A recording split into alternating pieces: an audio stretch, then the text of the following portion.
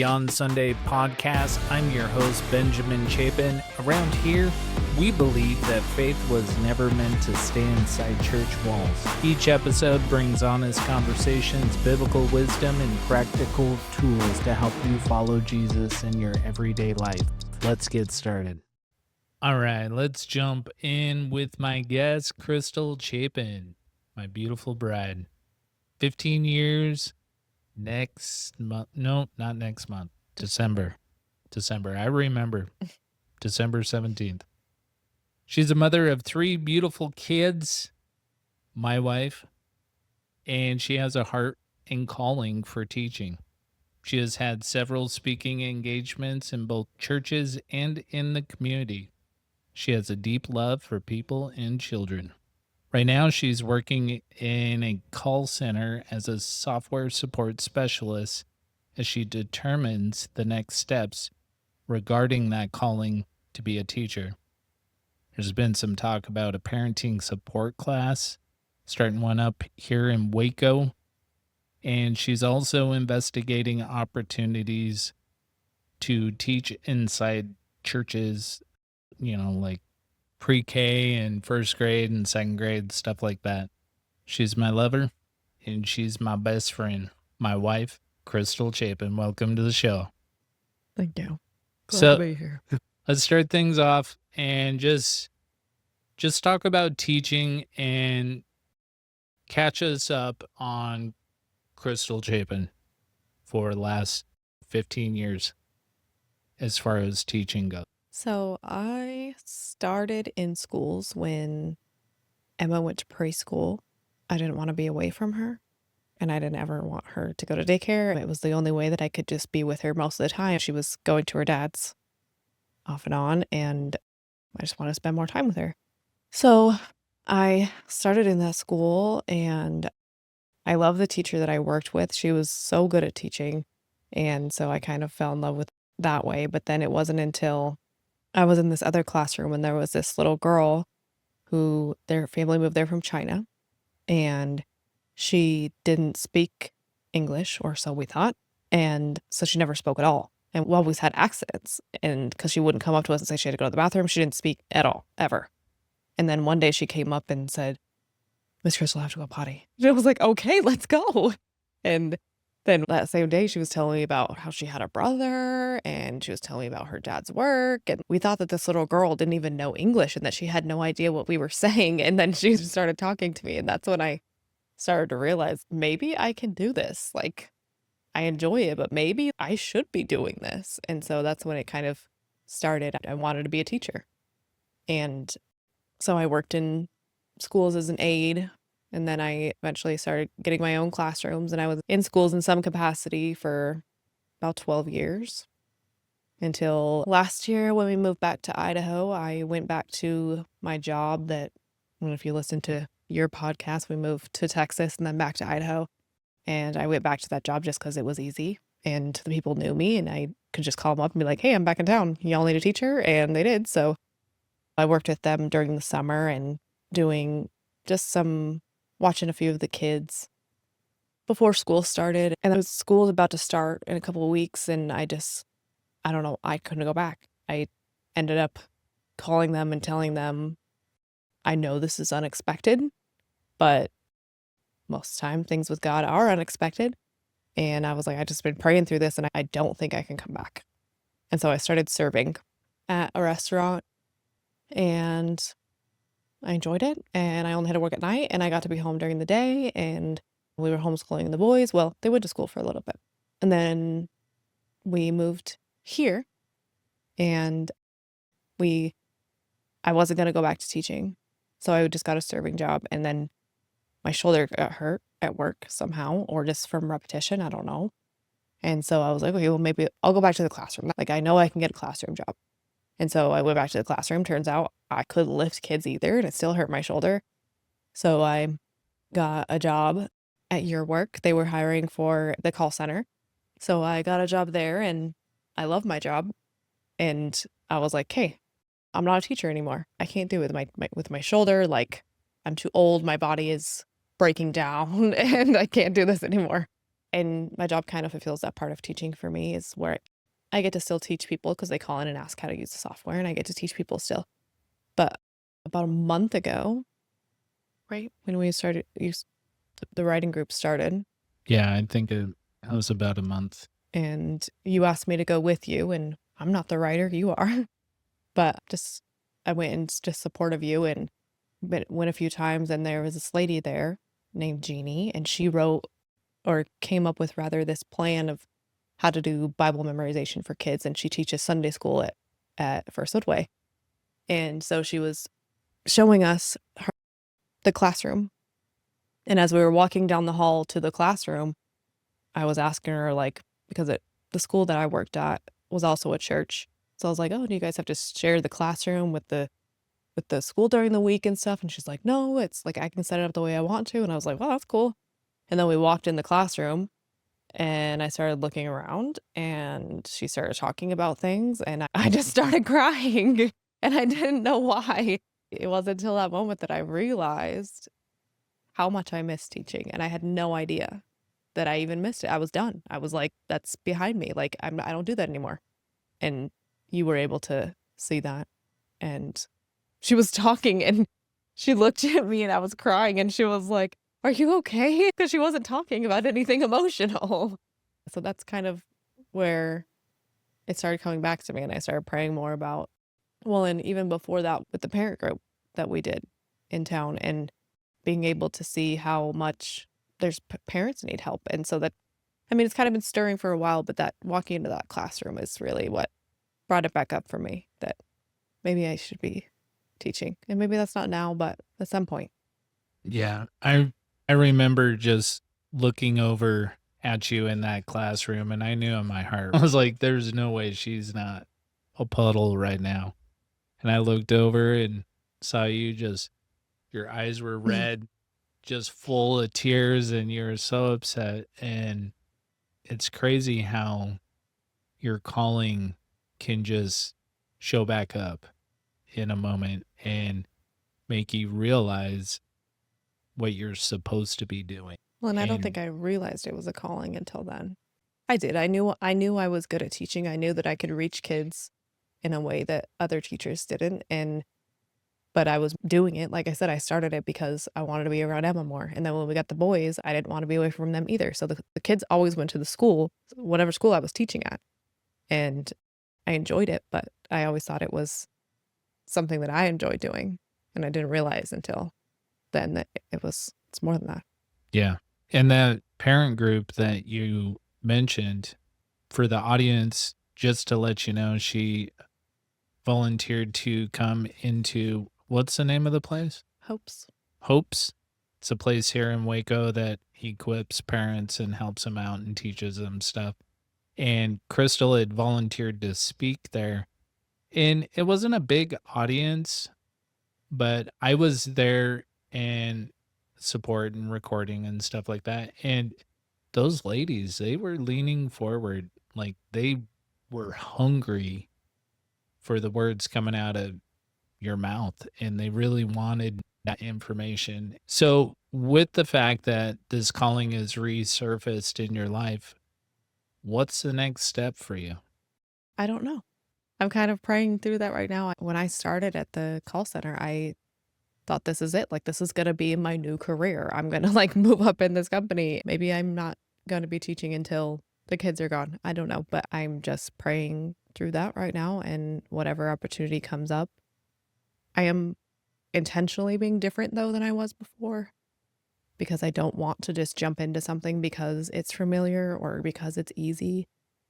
I want it to be God's will. I don't want it to just be, hey, I think this is the right thing to do. So I'm going to do it and try it. I don't want to do that anymore. Yeah, we're getting too old for that. To just jump in and hope it works out. Yeah, and that's wise. So let's shift direction. Our two boys, if you guys have listened to the first podcast, you would know that they're adopted and they're at a very interesting age right now, 12 and 13. And there's been a lot of stuff changing over the last year. since we moved to Waco. I just called my mom this morning so that she could hear how much Isaac's voice has changed. It's dropped.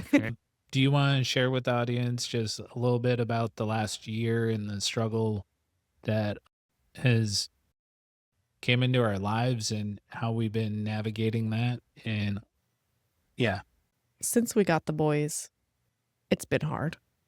But I feel like ever since your dad passed, things have been harder just because things are harder for you. And our life has kind of been all over the place since your dad died. So I think a lot of that change and stuff has brought up more stuff too. And so this last year, can't believe we've been here in Waco for almost a year, day before Halloween. It got really, really hard and for everyone. And just being able to realize that God brings us through things so that we can rely on him more. And without the struggle, it sounds really great to not have struggle, to have just a peaceful life and just go about every day. But there's no depth in that.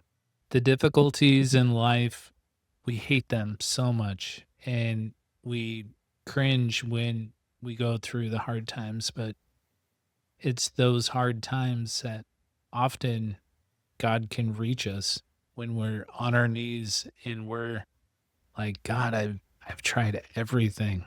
Please help. And he's like, okay, cool. Well, Now you're ready to listen. Well, I think we got to that point probably a couple months ago where like I said, they've always been hard, but it got a lot harder. And we were kind of at the point like, what are we supposed to do?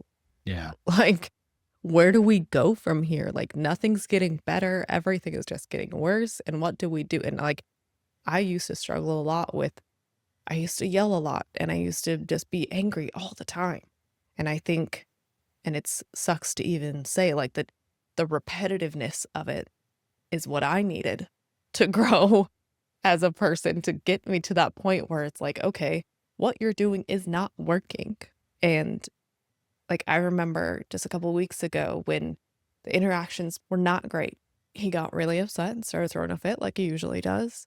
Yeah. And I was able to just pray through it. And I didn't snap back and I just let him keep going. And usually I would just feed into it and just fight back and just make the whole thing worse. And I was able to pray through it. And we were at a football game and he ended up sitting in the car waiting because he didn't want to go. And when we got back to the car, he apologized that I shouldn't have acted like that. I know that my ability to be able to pray through that helped the outcome and to be able to rely on God and not my own emotions or how he's making me feel or what he's saying or doing to me. It's beautiful. It's a painful place to get, though. Yeah. It's beautiful, but it's painful to get to the point where you realize you don't have any control in this situation. And teenagers, they're a little bit different than the younger ones. And it seems like every day it's like, I know there's stuff going on that I have no idea about because I remember being a teenager and being able to just take that to God and trust that it's going to be okay. Because even if we don't know every nook and cranny of their lives, God does. And he's watching out for them. Well, and I think this is what helped us with parenting so much too, especially with Emma so much older than the boys. So the hard times happened with her when the boys were much younger and they were still in their easy phase where they just listened to you blindly. We had that phase. It's different when they don't have so many of their own opinions. But to be able to, and I think it's important in all aspects of life to be able to reflect back and think like we did with Emma, like we were teenagers. We understand what you're going through. Like this isn't new. Like you're not the first teenager to ever do this. And we did the same things, felt the same way that you're feeling. And I feel like that really helped with our relationship with Emma too. And I think it's helping with the boys as they're turning into teenagers too, to be able to not just punish every misdeed, but to turn it into like, hey, we know, bud, we've been there. This is hard, but here's what we can do instead. I agree.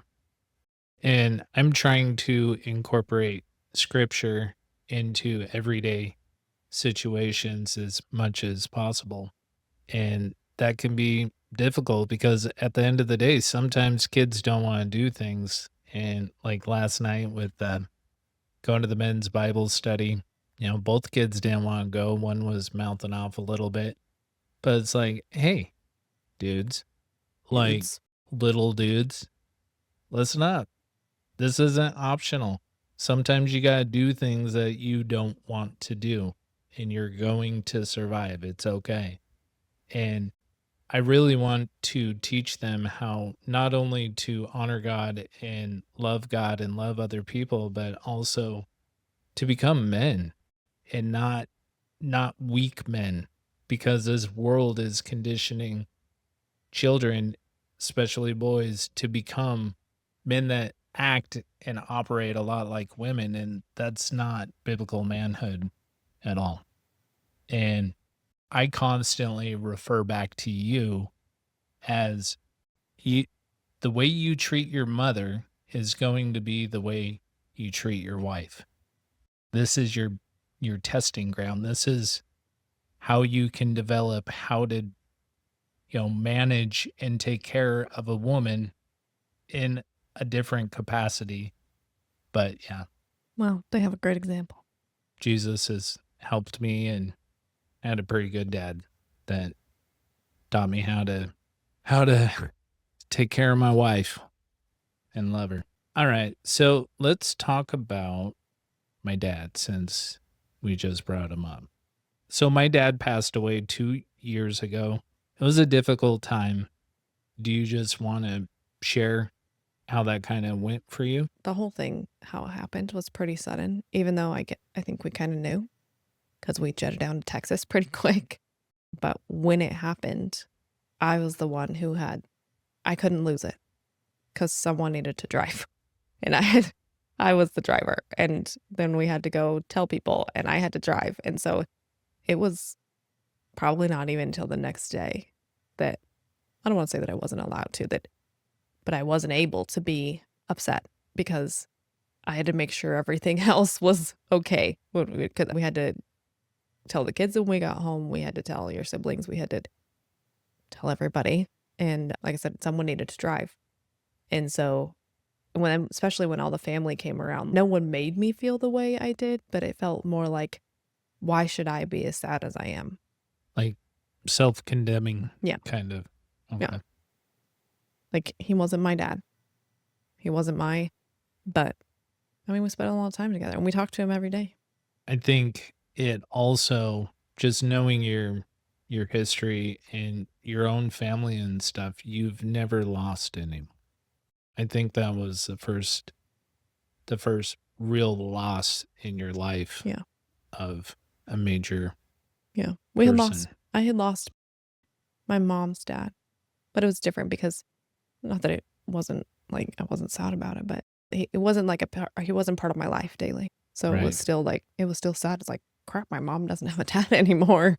And my papa is like, and I never really got to know him as an adult. So that was hard. But with Joe, he was part of our daily life. I mean, we practically lived there every summer. And I mean, that's something Yeah. that we looked forward to all year long, like going back to Texas to spend time at your parents' house. Yeah. After the loss and going back to Idaho, like it's a very blurry memory for me, a very blurry time. Mhm. Like I was just trying to get through the days.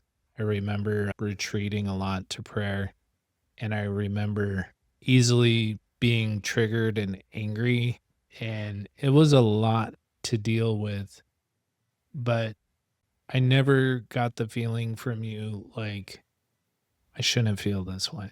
Yeah. You were always supportive, always loving, always caring, and always taking care of the kids and everything at the house. Like you just kept going and you are strong.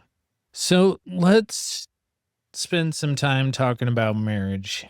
We've been together almost 15 years married, and it was tough at the start. was pretty difficult. I was previously married, not for very long, and you were previously married. And that time coming together and starting a life together was difficult. Do you have anything that stands out from those early years that you can talk about and draw from that might be helpful to someone?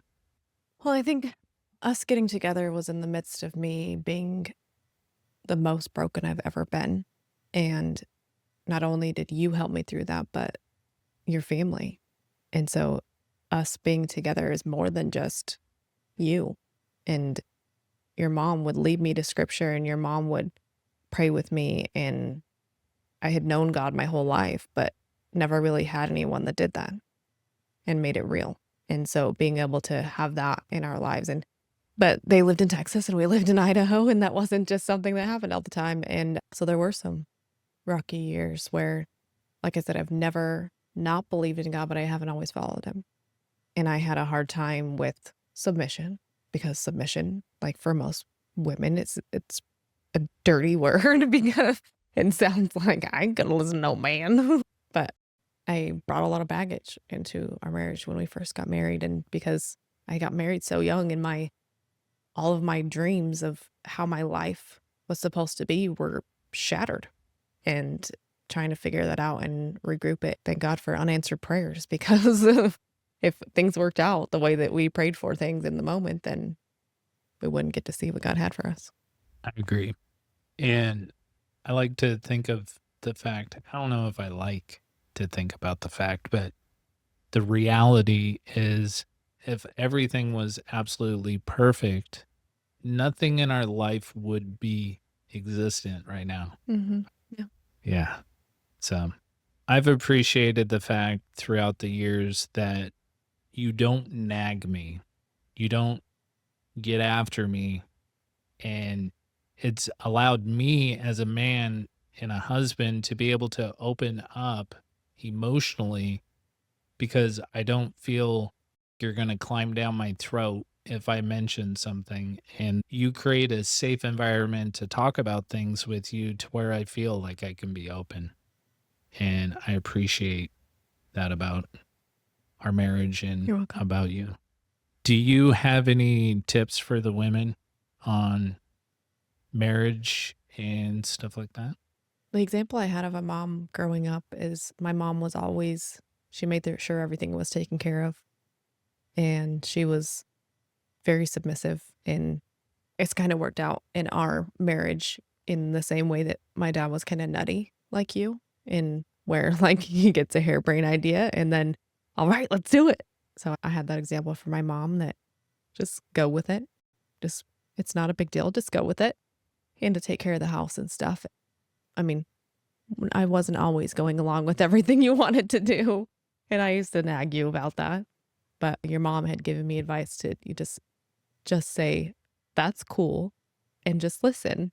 And because 90% of the time, it's not going to come to fruition. It's not actually going to happen. So just fighting about it and bickering about it in the moment, it's not worth it. And so once I started doing that, because it's true, most ideas that we have don't come true. And just being able to just, that's cool, honey. That sounds great. Now you're on a podcast. You've always been very supportive in everything that I have wanted to do with my life, unless it was going to be damaging to the family, especially when I was younger in my 20s. I don't even know how many times you helped me from saying something, texting something, doing something that would have just been dog water for my life.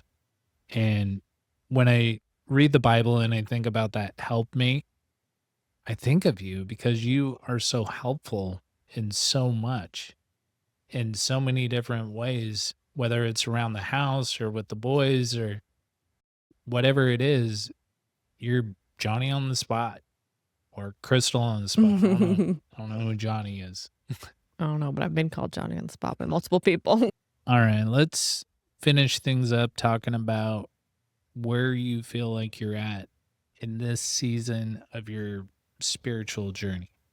I feel like I'm kind of in a weird spot right now. I mean, since the teaching thing came back up and just, I mean, we're homeschooling the boys, things have been crazy for a while. We homeschool them and then we tried putting them in school and that didn't work out. And now we're homeschooling again.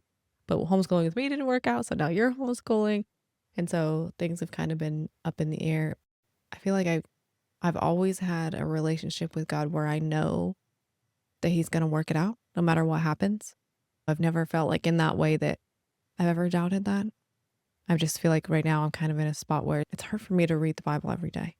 I don't know what to read most days. Sometimes I just open it up and that 31 days of Proverbs things where they say like you could read one proverb a day. Sometimes I just do that and just trying to figure out how to get deeper in the word again. I don't know what that looks like right now.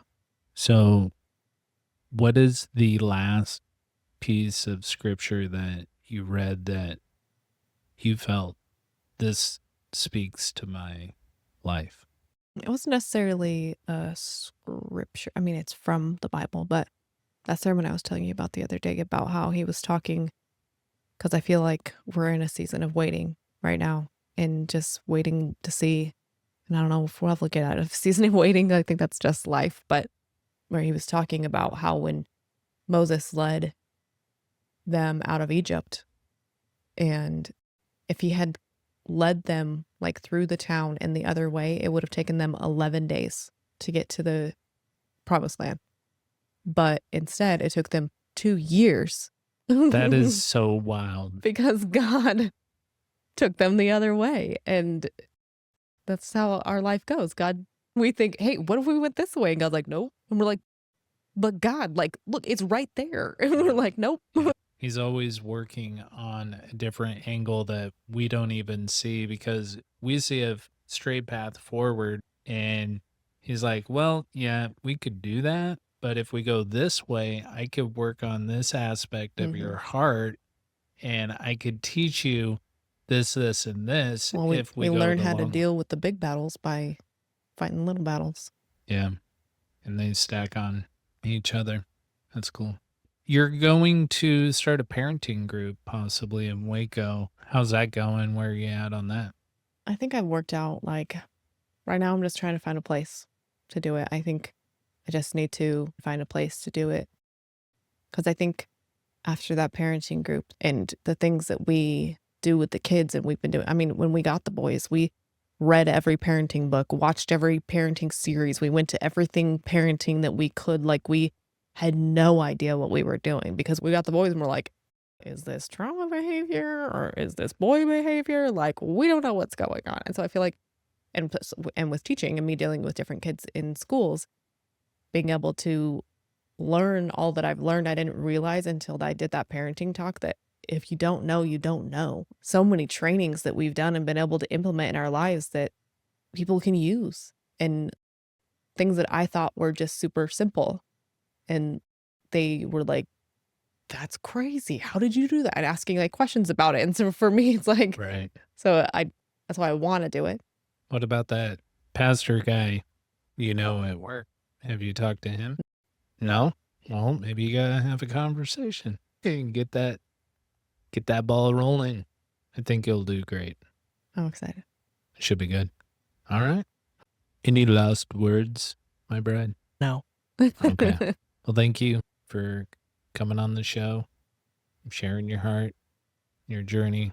Thank you for listening to Beyond Sunday with Benjamin Chapin. If this has encouraged you, please share it with somebody and be sure to subscribe so you don't miss what's next. If you'd like to invite me to speak at your church or next gathering, or maybe you just want to explore the 60 plus books I've published, be sure to visit benjaminchapin.net. And remember, faith was never meant to stay inside church walls.